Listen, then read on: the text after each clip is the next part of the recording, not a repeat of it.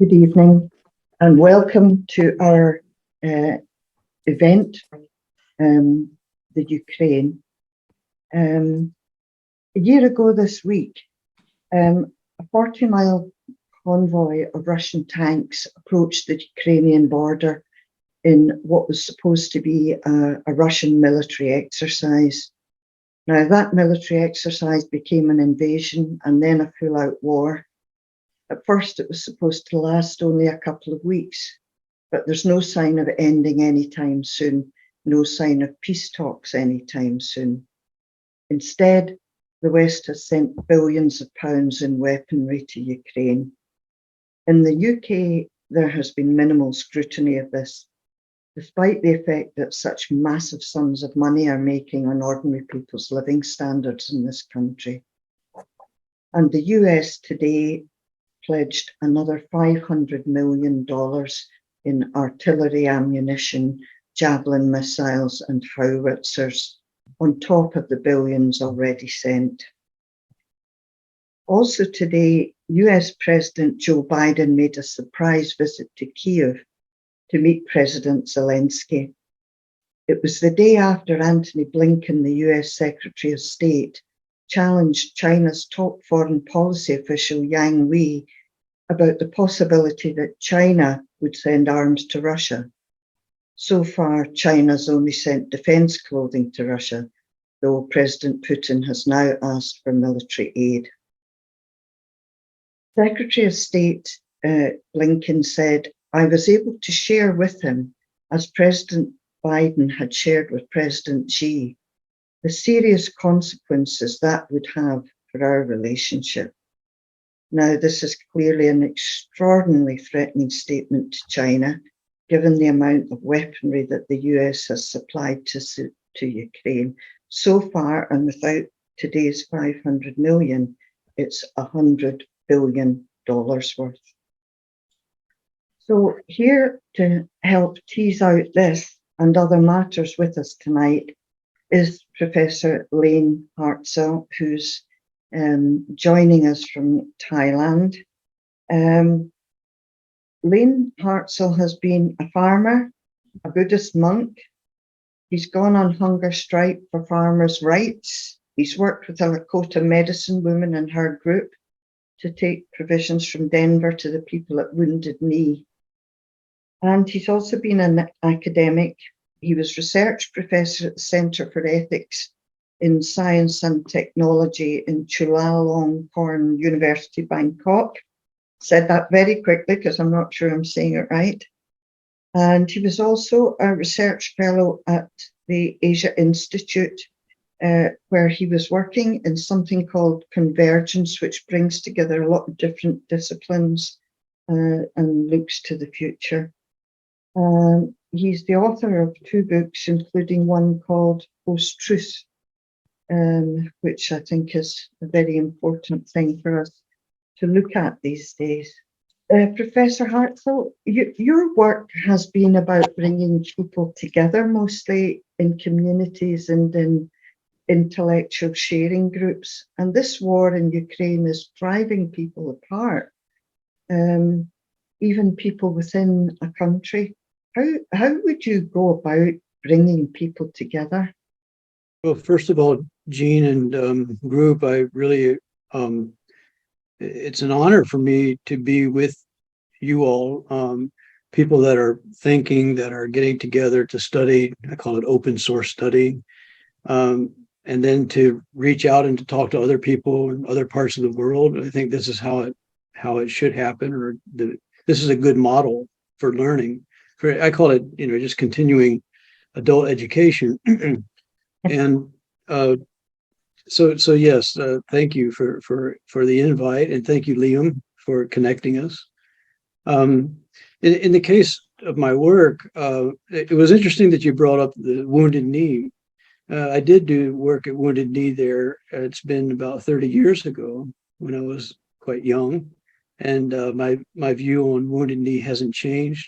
And if maybe all of you don't know, Wounded Knee is the most impoverished district or area of the United States. It goes way back to a massacre that occurred the late 19th century, and on and on. It's a really awful story, and it's a story that signifies what's been done in the United States to the Native Americans, to the Native peoples that had lived there before. So, being in my mid-20s, I left. This story kind of goes into the matter of war. I had wanted to apply to medical school, and I did, but I didn't get accepted the first time. I got an interview, but after I had seen the information on the condition of Native Americans in the United States, I abandoned medical school or any interest in that and took up philosophy, which is what I kind of do professionally for a long time. So, and then that led to reading Gandhi and Thoreau and Tolstoy, and on and on it goes until we come to someone like, say, Helen Caldicott tonight, related to nuclear non-proliferation and getting rid of these atrocious weapons. So that's a roundabout answer or approach to getting into the topic.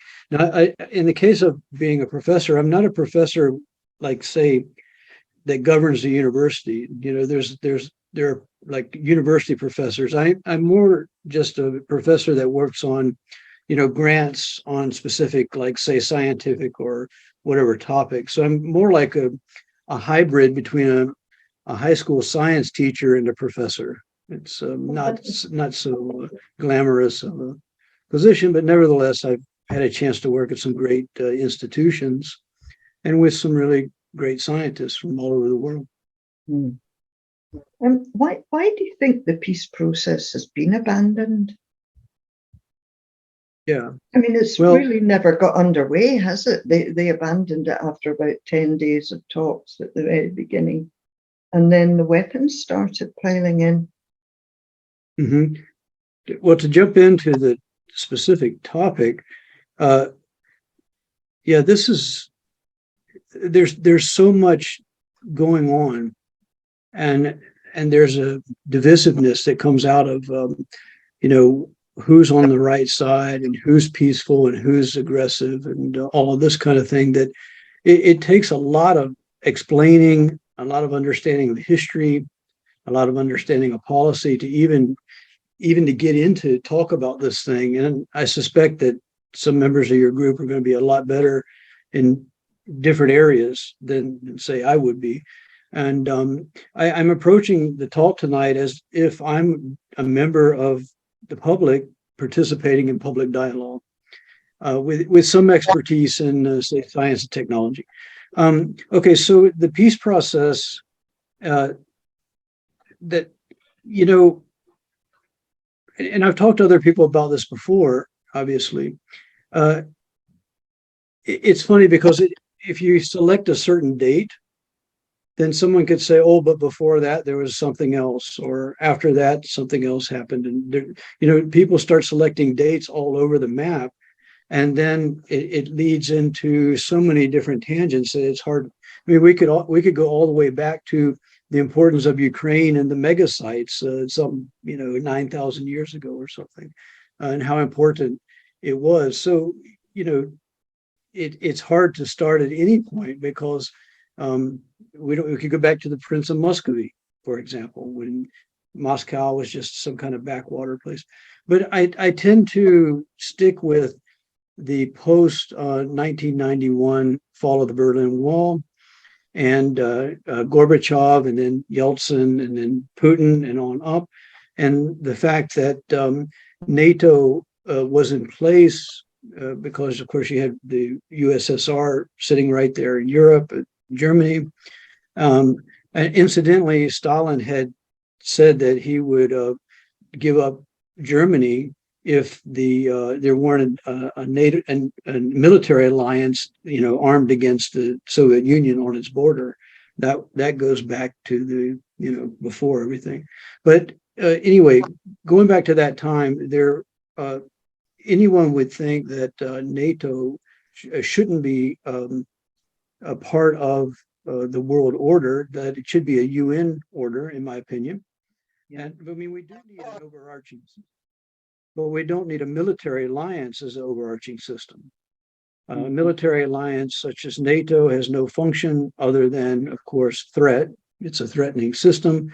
And even though they say that it's a peaceful, non-aggressive entity, it's been involved in, well, off the top of my head, what was it, 3 different invasions. So Libya, the Balkans, and Afghanistan, I think. Maybe there's one more.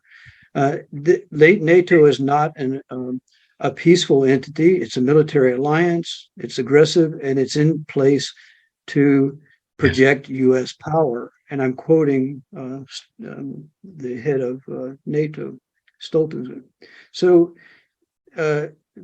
now, if we agree that NATO is an aggressive military alliance and it projects U.S. power, that's why it's in place. Again, quoting them, quoting NATO. I mean, this is is it Stoltenberg? Okay. Stoltenberg. Okay. There's a video of him talking to President Trump. Trump's position was to keep NATO, but he wanted Europe to pay for it. But there's a video of them talking, and Stoltenberg says to Trump, NATO's in place to project U.S. power. Okay, I don't know any country in the world that would accept this. I don't know any person in the world that should accept that. But Now, we do, don't we? And NATO, they're willing to fight a proxy war with Russia, but they don't appear to be doing anything concrete to stop it. And they're not prepared to bring Vladimir Putin to justice. Now, there's been no mention of him, being brought to justice at The Hague, for example, or being condemned. I think UN condemned the invasion right at the start, but there's been no follow-up to that. Now, why do you think that is? Do you think NATO is afraid? okay, well, I was laying the basis of what I think that anyone could agree upon related to NATO. And that this is important because there are many people, very intelligent people that are accomplished and, everything, that think that NATO is a good thing. It's not aggressive. It's including Fall, Mike Fall from the University of Stanford, who talks to Zelensky regularly and worked for the CIA and so forth. He just gave a lecture 2 months ago at Stanford on this topic and said these kind of things. So anyway, so if we can agree on the situation of NATO and the United States, then we can turn to how do, say, the Baltics and the Kaliningrad countries, Poland and Czechoslovakia, and then the Balkan states, which are, of course, right there in Eurasia. And that's the heart of Eurasia. How might they look at NATO, and then how would Russia see it? So if you remember in, I guess it was 2002, Putin wanted to join NATO. He was apparently pro-West, and I don't think there was any indication that this was some kind of charade or something. I think that he was honestly for joining NATO, and probably because they wanted to have some say in how NATO works. And if you can't get rid of it, well, you might as well join it and then affect it. But of course, they were rebuffed for a long time. And then around, I guess, 2014, after Maidan and the conflicts there, then sometime after that, Russia became more, how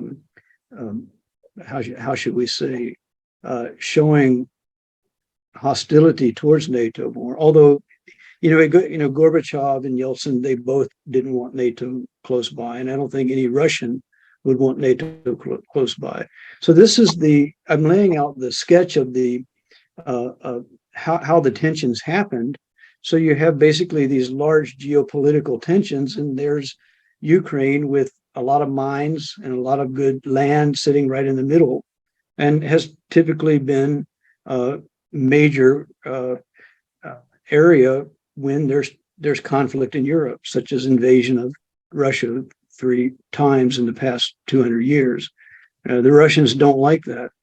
And no, it wouldn't matter if Mahatma Gandhi were president of Russia. And this is the thing is, I think that people get caught up on Putin, who's a pretty awful person, obviously. But even if Mahatma Gandhi were president of Russia, you'd still have the same threat and the same concern that the Russian people would have. And likewise, I think the people in Ukraine would be upset. So how did the peace process get stalled? Well, there's supposed to be a neutral zone between the two countries. This is a very standard kind of idea. Say like Austria is a good example of an autonomous area. It's perfectly fine to put an autonomous area that between belligerent countries, such as Minsk II agreement, that's managed by the UN, that brings in the security of all the different states that are around that particular area that are important. It wouldn't need the United States, and so forth. And this would be the peace process. Well, this broke down, obviously. And so why did this break down, or how did this happen? I suspect that the powers that the United States has in particularly controlling Europe, and also wanting to confront Russia and China, it's like a kind of it's like a presupposition. It's like it's got to happen, and so in that case, it's going to be quite hard to hold back an aggressive superpower. And I think that's what's happening. There have been a lot of financial institutions involved in Ukraine. President Zelensky signed memorandums of agreement with BlackRock, with JP Morgan, with the US government. Now, what's that about? We're seeing this huge amount of money being poured into this country, presumably when aggression ceases, though when that will be is anybody's guess with the amount of weapons that they're putting in. So what are these companies playing at, basically? Well, I think there was a second question there. We can go back to it that I didn't answer, but on this particular question, they were talking about a Marshall Plan for Ukraine back in, it must have been almost right after the war started, so maybe early summer, and of course the companies, Bechtel or BlackRock or any of those big infrastructure companies or investment companies are going to want to get in there. Well, first of all, as I mentioned, Ukraine is a very, very rich area. It's geopolitically important. It has the mining. It has all the things why the Nazis wanted Ukraine, for example. So it's a standard U.S. colonization program, right? So you go in with this kind of neoliberal position. You bring Ukraine into the orbit of the United States. Mm-hmm. No, I think they're kind of hopeful thinking here. I don't think this war is going to end. Personally, I don't think this war is going to end anytime soon, unless something. You never know with these things. Something could come out of the blue, but also nuclear war could come out of the blue too, which you can kind of see that on the horizon. So I think that it's a bit hopeful thinking, wishful thinking that they're going to begin to rebuild or repair Ukraine for a while. I think that the people there will really suffer. Their infrastructure is being taken out. Russians are increasing on that.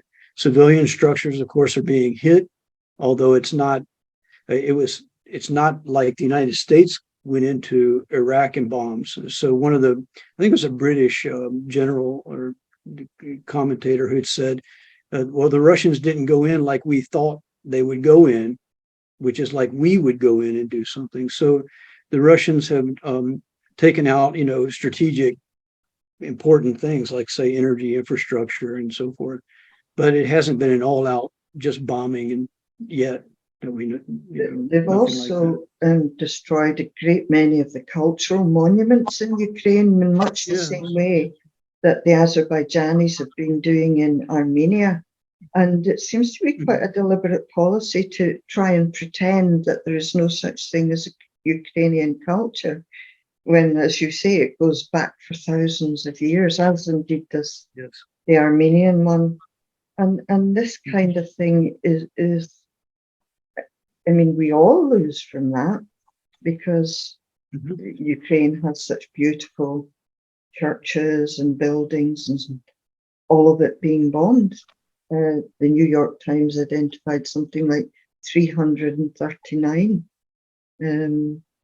places of culture had been destroyed. So, will Putin ever, give up on trying to get Ukraine? Or will he settle, do you think, for Donbass, which is a bit like Scotland? It's going to carry on fighting for independence, whatever happens, I think. Yeah, well, I was going to say that Scotland's in a bit of a same kind of predicament, except there's not a major geopolitical tectonic shift going on right on top of you. If there were, then I think Scotland would probably look a lot like Iraq or Yemen or Ukraine, which I hope it never does. In the case of Ukraine, with the going back in history, again, it's one of those kind of things that people are unfortunate to live in a really important place that has a lot of resources and all of that. And both Europe and Asia want to have some type of control in that area, particularly with the rise of Asia, with China and India coming on board, and then there's MENA, Middle East, North Africa, and then ASEAN. And so, no doubt, there's these other major forces that are pressing in this particular area.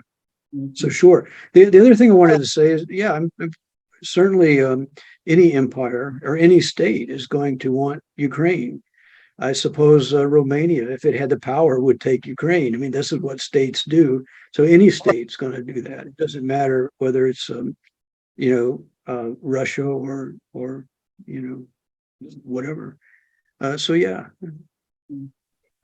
Can I just ask you one final question? What do you agree with all the weapons being sent to Ukraine? I personally feel it's extending the war tremendously. But I know that many people and the majority of people in the UK are in favour of it, and on the basis of something very rational, which is that people are allowed to defend themselves. But we have, for me, we've extended the war, and well, sure, and these kinds of how should we say? These are very delicate issues, right? Because these kinds of issues can split even peaceful people, even people that are outwardly peaceful, because of the fact that naturally we're going to defend ourselves, or we're going to try. I think it'd be pathological just to lay down and do nothing. I mean, Mahatma Gandhi talked about you have to be able to do violence before you can be nonviolent. So you should know how to shoot a gun. And when I tell people this, they say, "Oh no, Gandhi, you have to, turn the other cheek." And I said, "No, you need to know how to shoot a gun if you want to be Gandhian or nonviolent." And I don't want to ask people here if they know how to shoot a gun, but yes, everybody should know how to shoot a gun.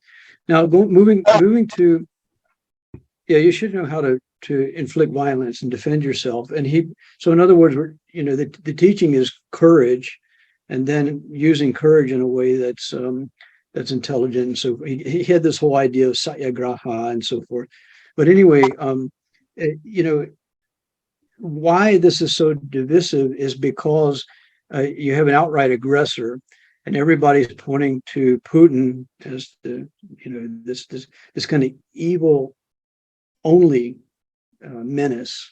It's evil, it's menacing, and all that kind of thing. Yes, but it's not the only pressure in the area. And this is what people need to understand. So when we talk about using violence, I'm not a 100% pacifist, but I do think that violence should be, very, very rarely used, and it must be in a situation that's so clear that you can't deny it. But I think that the international law, the UN Security Council, all of this stuff is worked out. This is not anything new. There's nothing new happening. I think it's not like we're being invaded from aliens, although in the United States we think we are. But anyway, so getting to the crux of this issue is that if you go at different levels again and look at where violence should be used, then we might get a better understanding. So if you're a farmer in the Ukrainian, say the farming area, and Russian soldiers show up menacing at your house, you probably are going to defend yourself. At least I hope so. In the case of when you get up to states clashing that have thermonuclear weapons, this is a whole different matter. I mean, defending yourself in a street fight, or somebody coming to your house, or this kind of thing, is totally different than if you have these armed sides that can launch a tactical nuclear weapon, which was say 5 times bigger than Hiroshima, which that's a major weapon, but that's a tactical weapon. And then you get into thermonuclear war. The other thing is when these massive states get involved and they start sending in hardware, that's going to escalate a situation.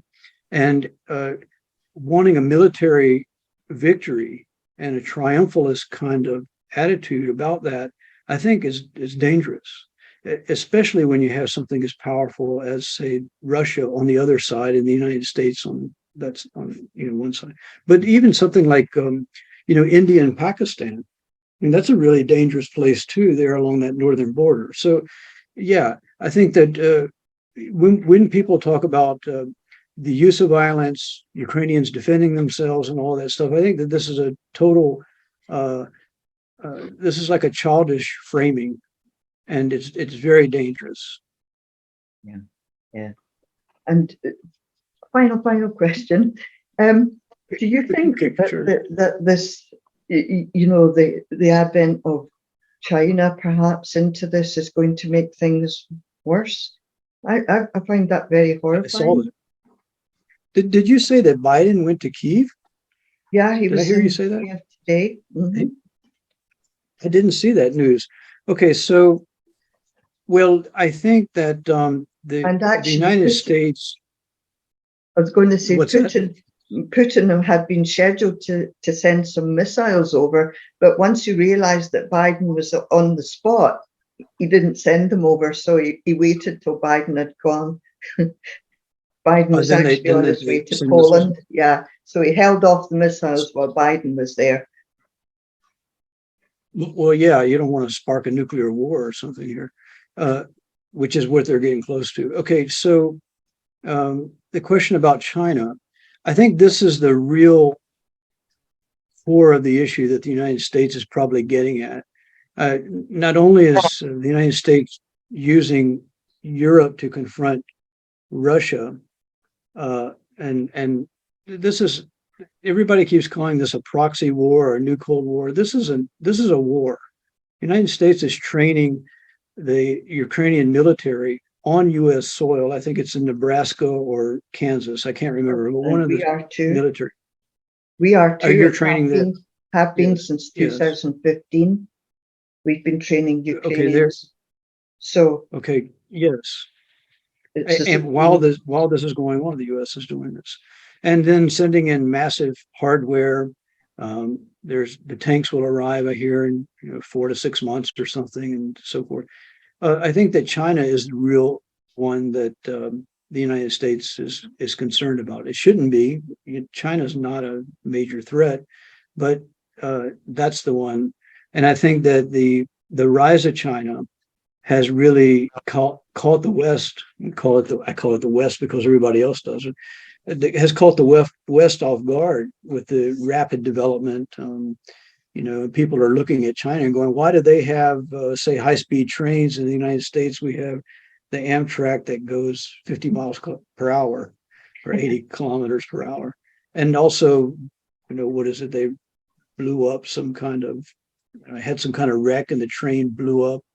The oversight is bad. The engineering's bad, and so forth. So we've got a toxic mess in, I think it's Pennsylvania or Ohio. I can't remember. So yeah, I think that China is a major factor here. Now, is China arming? Are the Chinese arming Russia? That one I don't know of. I mean, you get so much information you can't tell what's up and down, right? Mhm. So I don't know. I mean, I suspect that China doesn't want the United States to collapse Russia and be on its border. Yeah. Almost undoubtedly, the Chinese are sending, say, information technology systems, ICT, maybe some small weapons, maybe vehicles. I don't know, this kind of stuff. They're not sending much at the moment, but they're being asked. They're being called on now. They're being asked. Yeah. Yeah. Well, thank you very much for joining us. That was very informative. Yes. And thanks a lot Yes. for being with us. Sure. May I just ask? Can I just ask something? Is Sure. something that you Sure. said, Jean, about, and I've been thinking about this myself. Is the way that we're arming Ukraine from America and from UK and what have you? And you mentioned this figure of 100 billion in weapons. Well, does Ukraine have 100 billion in their coffers? And if not, does that not mean that they're now in a massive debt, which they'll never get out of? Yes, it does. And what it also means is that we're paying for it in this country. Our government has gone straight ahead and ordered all these weapons. So it looks as though we've got good exports, which is keeping the balance of the inflation rate probably at 10%. But we know when you go into the supermarket and things have gone up by 25% or 50%. Yes, there's pictures all over the net of empty shelves. Mind you, I would have to say that the shelves in Morrison's in Johnston are not empty. They're fine. Well, we're relieved for you, Ray. But it is that sort of knock-on thing that you say, oh, we'll help you, but then you say you're not actually helping. What you're doing is incurring massive debt. How is that help? And why is Zelensky agreeing to this? Yeah, and of course these huge, massive American companies getting involved is, corporations have almost brought down currencies before. So these people. Vietnam generated trillions, quadrillions of cash for the arms industry. Yeah. So obviously, that's their bottom line. Yeah, and that's what's happening now. Anybody have any questions? Yeah. I mean, just to add to what Ray said, I mean, war is, extremely profitable for investors and companies and so on, and there is a drive in capitalism to have wars, to use up their weapons because they need to keep making some more and so on.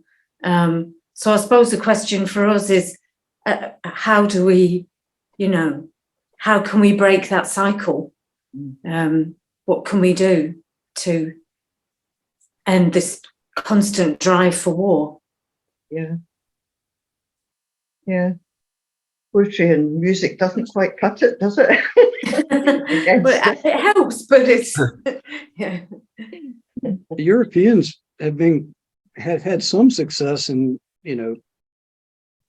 blunting this kind of war kind of thing, and also the various nuclear arms treaties like the NPT and so forth. These were really effective at, toning this threat down and so forth. I wanted to make a comment that in around, what was it, 2015 or 2016, something like that, that we have a politician by the name of Sarah Palin in the United States. I don't know if any of you know who she is. Oh, yes. She's a Yes, we do. Republican, and she's okay. So in 2015 or 16, whatever, as Trump was becoming president, she wanted to be the energy secretary, the secretary of the energy department, the head of the energy department, because she said, of course, all of those minerals and stuff they have in Alaska, she knows how to manage everything. But there was a bit of a sigh of relief because the energy department manages the nuclear stockpile. And we thought, and of course, I hear that, I think, we're going to get rid of the nuclear stockpile. Now, that would save a lot of money. But unfortunately, that wasn't her aim, to get rid of that. She thought the energy department managed the energy infrastructure, and she wanted to get rid of that and put it in the private hands. So that was kind of a funny aside. Yeah. It's, Statements like that should disqualify anybody, but well, yeah, I think we have a lot of politicians that are not qualified by nature. There is a non-proliferation treaty that I think it's over 75 countries have signed now, and it was meant to be 51 countries. When 51 countries have signed it, then it should be international law. So, according to that, all countries that are still holding on to nuclear weapons and building them up are breaking international law, you know. But who's going to take them to court, and how can that happen? Helen Caldicott has this. Have you seen this before? This is ICANN's Don't Bank on the Bond. Yeah. This is a divestment project that they've gotten with the banks around the world to not invest in nuclear weapons. Yeah. There's been a drive here for that, but I don't, money doesn't seem to have much morality, really, unless it's the co-op bank or something like that. Well, it should be pointed out that the Ukrainians gave up their nuclear weapons, but it doesn't seem to have done them any good. But then they started talking about wanting to reintroduce them, which was one of the things that I think was a flashpoint for Putin. Is that Liam will tell us probably. Well, I think all I'd say to that is that Ukraine giving up their nuclear weapons was one of the key founding principles and agreements that gave Ukraine. So if you look at it from that point of view, you have to take a sort of circumspect view of Russia's almost, it says almost an automatic foreign policy, which says that any proxy, such as NATO, which will involve effectively nuclear weapons and actually on our border, are undermining the constitution of Ukraine in the first place, which is a pretty difficult, I think we have moved and slid and been so selective about the arguments and the narrative, to the point, where we in this country, we certainly, today we're celebrating a year's kind of anniversary of this war, but of course it's not a year's old war. With the best will in the world, it's 9 years old, and then there are hundreds of years of history that have to be contended with. So, I think the question of Ukraine giving up its nuclear weapons is to say it didn't do Ukraine any good. I think that's a mistake, because what it did for Ukraine was gave birth to Ukraine. That had to be negotiated at some point. It seems strange that NATO can demand that a country give up its nuclear weapons in order to sort of whatever, but America doesn't have to. where's the logic in that? America's got, and we've got them in, up the road. We've got them literally up the road in Helensburgh, little seaside town, and yet, and here they are, and they're all over America, goodness knows where.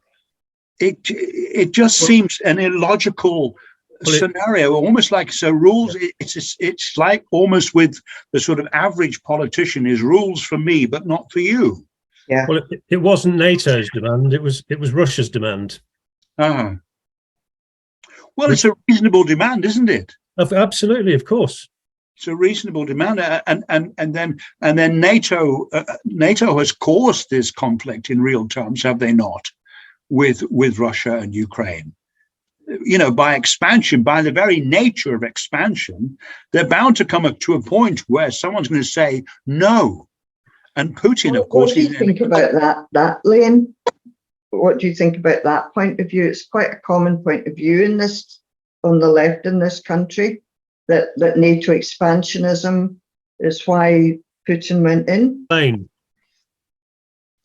I think that I think that Russia, or take a small country like Romania, would invade and take Ukraine if they could. But that's not the real world. They can't just go in and take Ukraine. There's a lot of, there are a lot of treaties. There's a lot of military in place that would prevent that. And the Russian army would probably want to go on over into Europe further if it could, but that would be the end of Russia. So I think that what they're settled for is they want some kind of buffer zone there. And there's this one philosopher that, have you heard of I forgot his name now, but anyway, this one Russian philosopher that he's kind of like a ultra nationalist, and they say that he's the brain of Putin and so forth and so on. But if you read the stuff that he writes, Putin is doing his own thinking.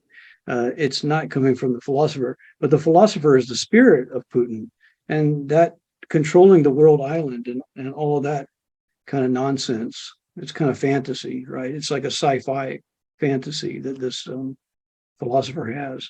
That's, I think, what Russia would do if it could. Do you sort of envisage an end to this Russian-American scenario that's been going on since God knows when, since the Russian Revolution?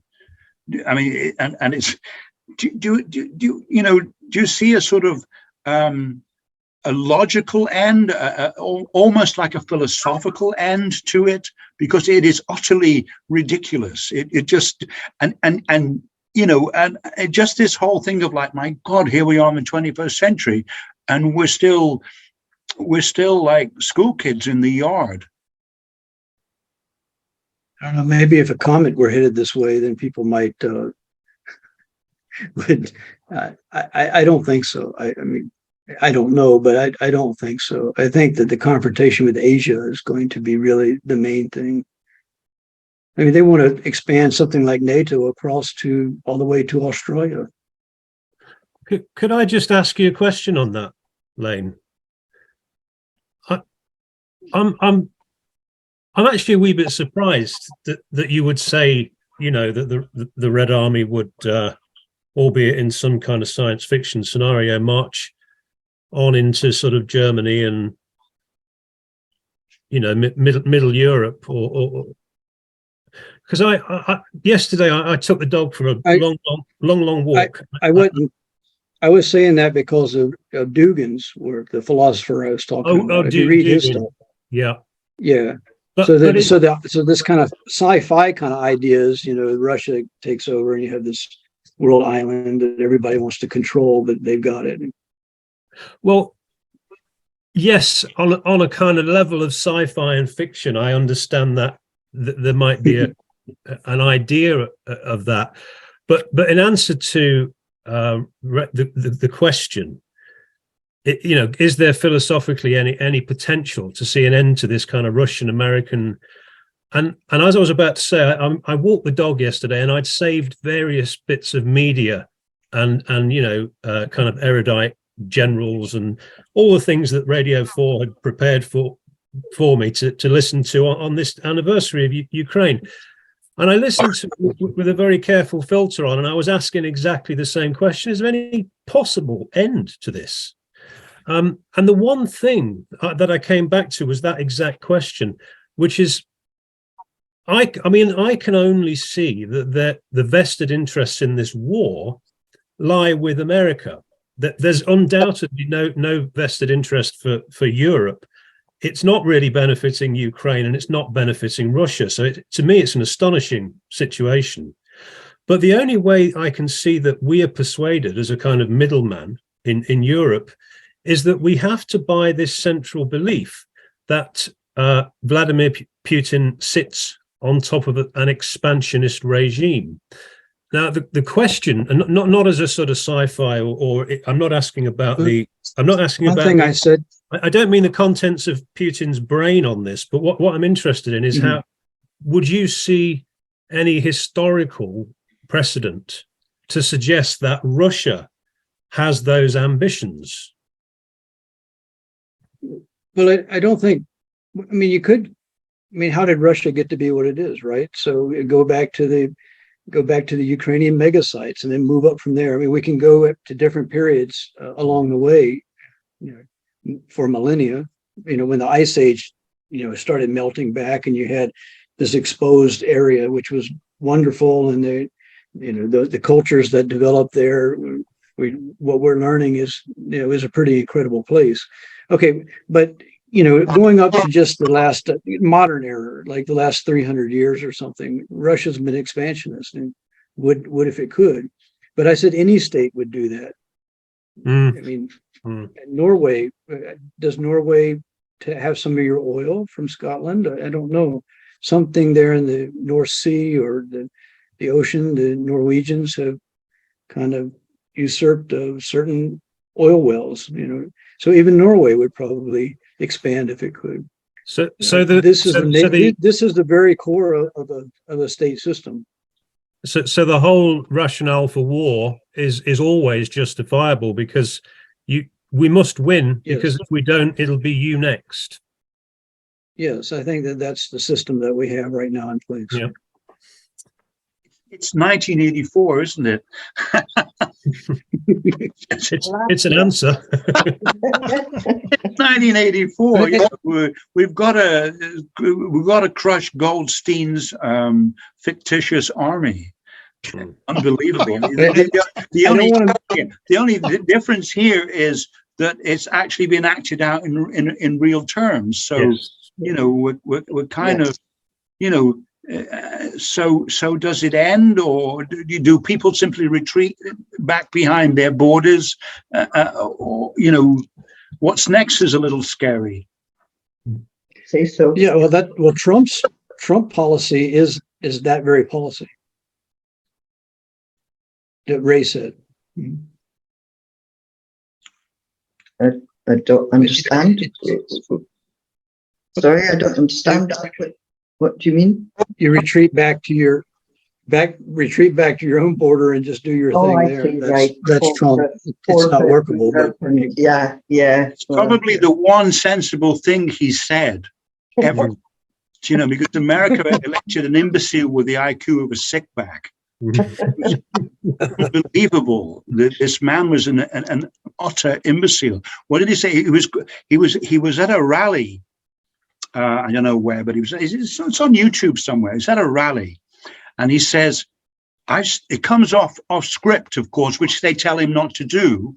It comes off script, and he says to an audience, I've studied American history, and the way they won the American Civil War, this is going, the war of sort of the gray and the blue, he's talking about, is they took over the airports. I don't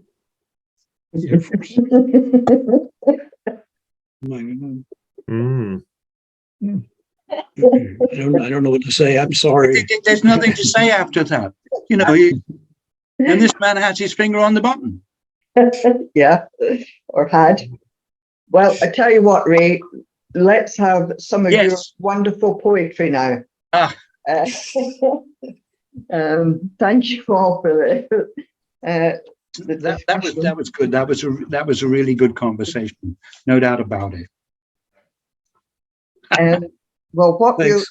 we'll do, and thank you again, Layne, taking more of your time than I thought. We're going to do some poetry readings now.